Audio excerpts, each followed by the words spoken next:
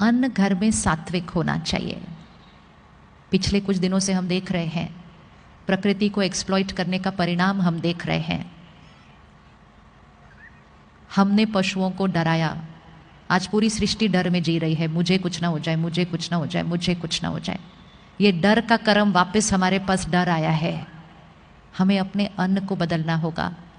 अगर हमें शांत मन चाहिए, खुश मन चाहिए, शक्तिशाली मन चाहिए, तो हमारा अन्न सात्विक होना चाहिए। एक ऐसा प्रयास करें कि पूरा शहर सात्विक अन्न खाए, तामसिकता शहर से ही खत्म हो जाए। भारत देश, स्वर्णिम भारत, पवित्र भारत, देवी देवताओं की संस्कृति वाला भारत, ऐसे भारत देश में सिर्फ और सिर्फ प्रसाद खाना चाहिए। प्रसाद वो थोड़ा सा नहीं होता, हमारा सारा अन्न प्रसाद है। एक पशु को जब हम देखते हैं स्लॉटर हाउस में, कैसी कैसी इमोशंस क्रिएट होती हैं उस जानवर के अंदर, उसको पता होता है उसको मारा जाने वाला है। जब हम सड़क पे देखते हैं किसी जानवर को चोट लगती है, हमें कितना बुरा लगता है, हम उसकी कितनी मदद करते हैं, हम उस जानवर को घर ले आते हैं, हम उसकी हीलिंग करते हैं। फिर हम वो नहीं देखते कि उस स्लॉटर हाउस में उस जानवरों के साथ क्या क्या किया जा रहा है, उस पशु के साथ।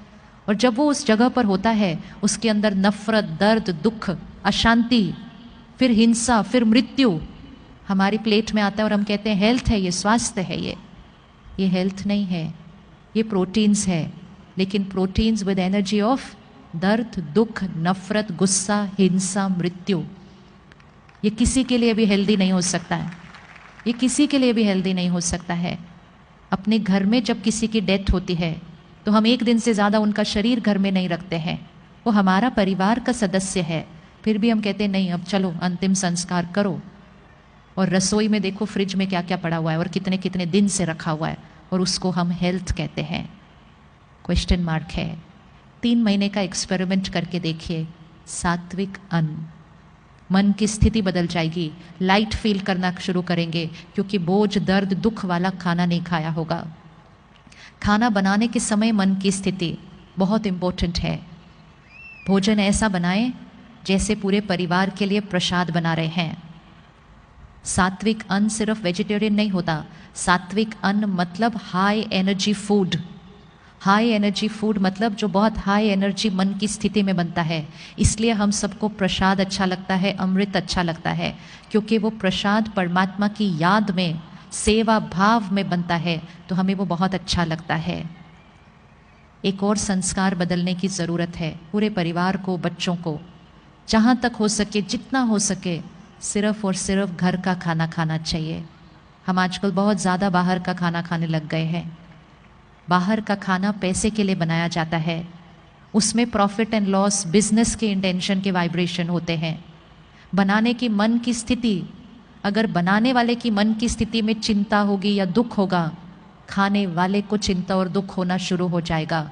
बनाने वाले की मन की स्थिति का खाने वाले की मन की स्थिति पर डायरेक्ट असर पड़ता है। इसलिए भोजन बड़े ध्यान से बनाना चाहिए। चिंता, दुख, गुस्से में कभी खाना नहीं बनना चाहिए। और हमें क्लियर होना चाहिए हम किसके बने हुए या किसके हाथ का बना हुआ खाना खा रहे हैं।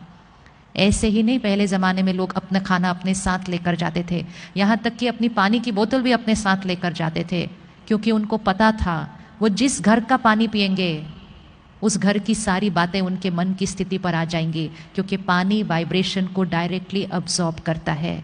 बड़े ध्यान से लेना चाहिए।